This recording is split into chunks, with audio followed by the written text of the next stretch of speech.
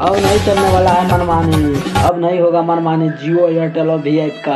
अब बर्बाद होना पड़ेगा, क्योंकि जीआई एयरटेल और वी ने बर्बाद करके रख दिया है इंडिया को।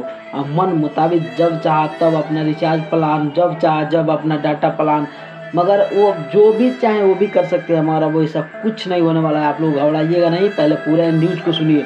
क्योंकि अब इसमें एक ऐसा इंसान कदम रख चुके हैं जो कि ये सबको नाक धके रोना पड़ेगा, और इतना रोना पड़ेगा कि उन लोग को रिकवर करने के लिए अब सोचना पड़ेगा कि हम लोग जितना गाला फंसाए हैं, जितना पैसा फंसाए, इन्वेस्ट किए, वो कैसे रिकवर करें। इसके लिए हम लोग को ज़्यादा टेंशन हो गया। और मुकेश अंबानी ने हाथ धके रो रहे हैं। मुकेश अंबानी जो एयरटेल का मालिक है सुनील, वो भी रो रहे हैं। मगर ऐसा ही नहीं है, जो जो सिम है एयरटेल वी जियो वो सब बैठ कर रोएगा, क्योंकि उसमें ऐसा इंसान का कदम पड़ चुका है जो कि